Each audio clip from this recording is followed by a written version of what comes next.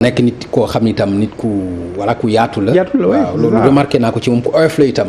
ci yëkkati ko. mais itam ku yaatu xalaat la. oui absolument loolu itam remarqué naa ko ci moom. donc ñu ñaanal ko yàlla xarel ko àjjana. Cheikh Sadibou il a été ministre de la pêche, il a été ministre de l'intérieur bon vraiment il a été ambassadeur. mais taxul si xam nañoo xam ne dañuy wàcc nekk ministre ensuite mu changé leen mais nekk ministre ak bañ a nekk ministre yëpp changé wul Cheikh Sadibou noonu et là c'est important. d'accord parce que. bon nit la woon daal. d'accord alors monsieur le ministre yéen a ngi jëm ci parti gannaaw bi nga xamee ni créé ngeen benn mouvement. muy Suxali Soppi. Suxali Soppi li ko taxoon jóg mooy nekk ci biir PDS moo ko taxoon jóg créé seen mouvement fexe itam ba maanaam gën a dëgëral parti bi li nga xam ni itam mooy démocratie bi ngeen gën koo dëgëral mu mel ni donc da ngeen ci échec. ci loolu yéene boobu ngeen amoon ci biir Suxali Soppi ndax bu ngeen demee ba créer seen parti mooy génn ngeen ndax loolu mën nañ ko jàppee échec ba dem créer parti politique. xam nga bon c'est sûr que buñ ko au départ bu ñu créé buñ ko créé l'alliance Suxali Soppi bu ñu ko créé ñu doon waxtaan ñu ni courant ba nga xam ne dafay nekk ci biir PDS.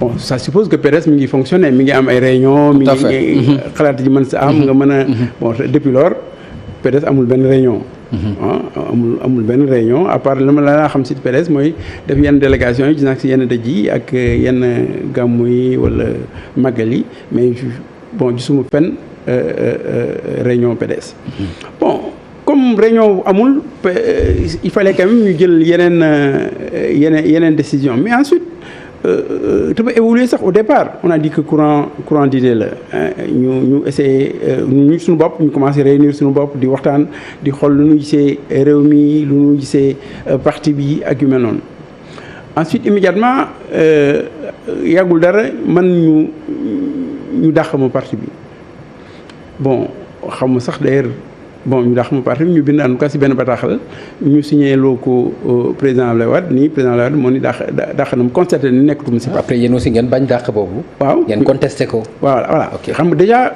du ñu contesté woon secrétariat national bu ñu defoon bi mooy conférence bu ñu njëkk bi def. ñu ni seen secrétariat boobu basé wul sur statut parti bi. ensuite bu ñu ma dàqee ñu ni encore une fois nit secrétaire général du parti mënul ñëw rek dàq nit.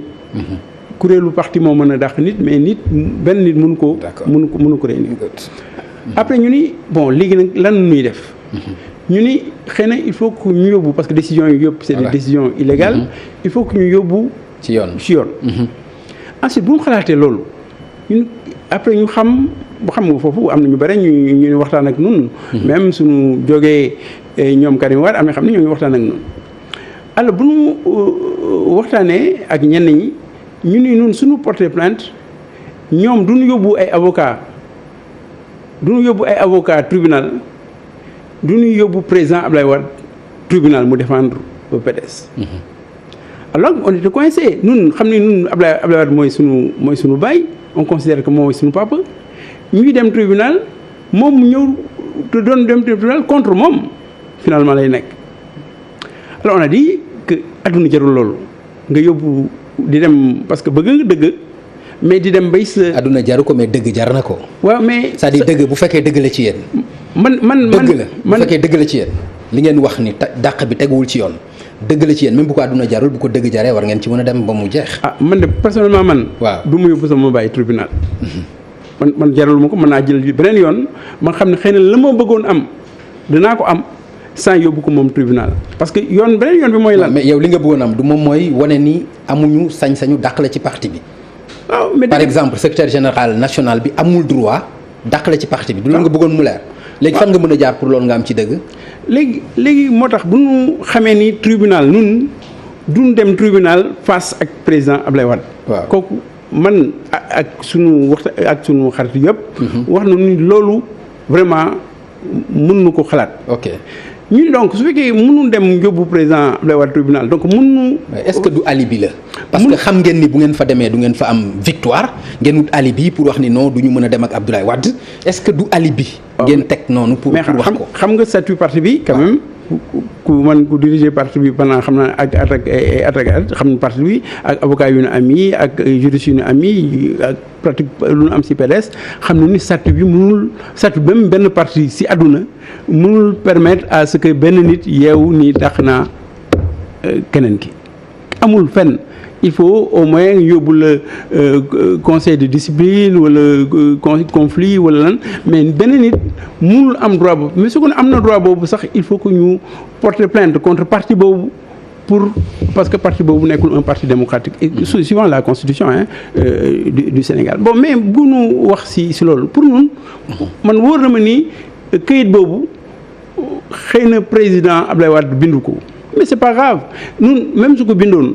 wala bindu ko wala nit moo ko bind ba pare jox def si turam mais nun mënun Omar nga baal ma mais vraiment yaa ngi wax yoo xam ni man daf may jaaxal parce que soo bëggee des ba tey ci këyit bi est-ce que président moo ko bind est-ce que bindu ko alors que président mi ngi dund yaa ngi koy dégg li mu bëgg a régler mi ngi koy régler est-ce que loolu logique na ngay dem toujours ci dynamique boobu.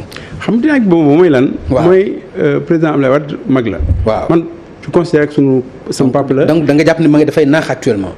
man sama considère que sama papa la ñun ñëpp duñu considéré que sunu papa la donc ku nekk yaa ngi am mag sa kër man amoon naa sama papa mu jur magoon na xam naa lu mu meloon si kër gi donc ku nekk xam na ni Abdoulaye Wade aujourd'hui am na au moins près de 100 ans.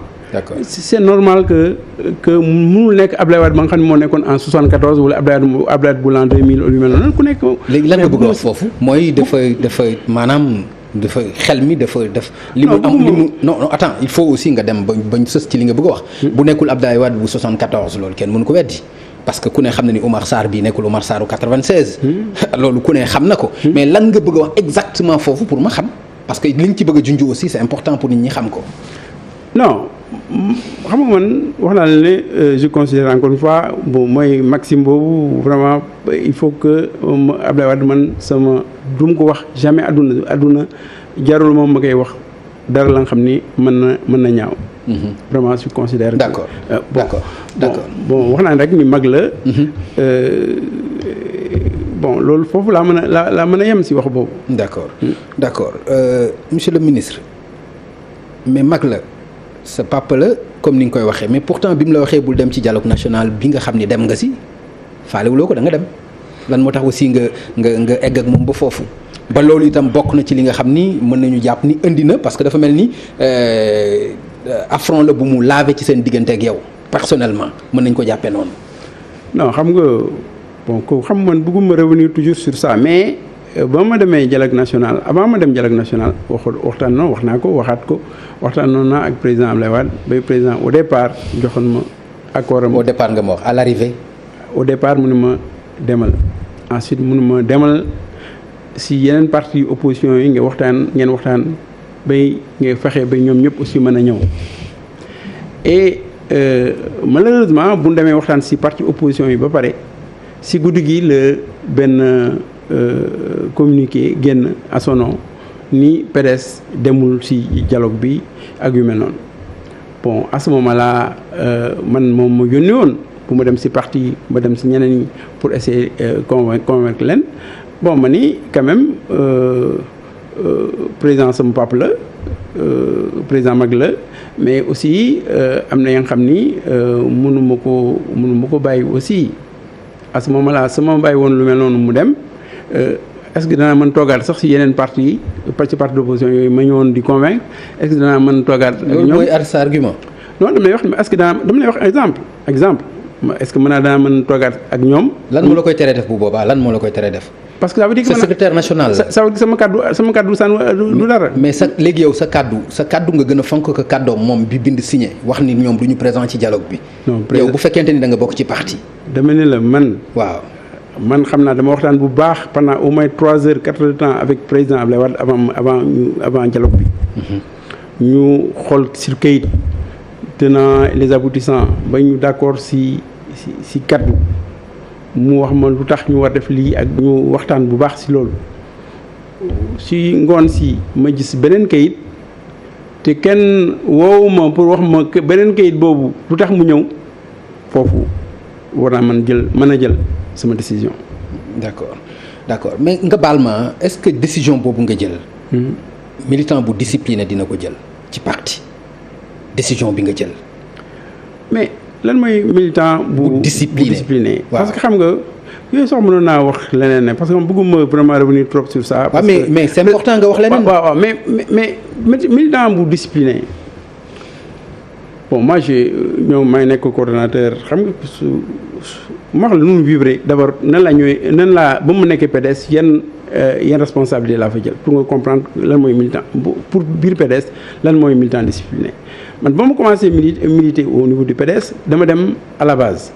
à Dagana jël sama carte jënd sama carte ñëw ma fii de à Dakar dama dem à Dagana jël sama carte ma nekk Dagana bay waa Dagana commune Dagana réunir ni man maay seen responsable maay seen secrétaire général au niveau de la commune.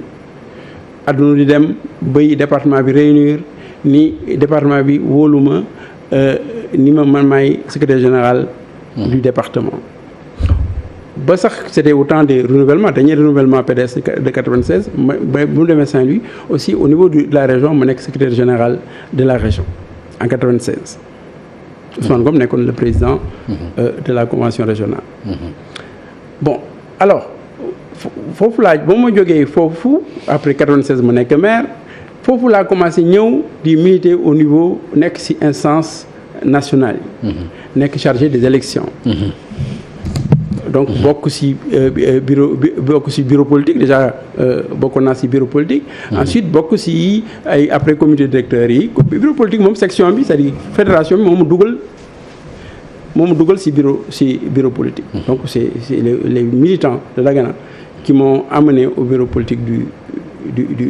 PDS. Ensuite ba ma jógee ci loolu ma ñëw au niveau national nekk donc ci comité directeur commencé depuis donc 98 ma nekk chargé des élections du PDS. donc en 2000 yàlla may ma loolu aussi ma nekkoon chargé des élections du PDS au moment de la victoire de 2000. donc ban année précisément nga ñëw PDS donc. Dagana maa ngi gagné 96 je pense donc 94 laa ñëw 94 laa ñëw au niveau du PDS. ok parce que avant aussi nekk mi fi woon.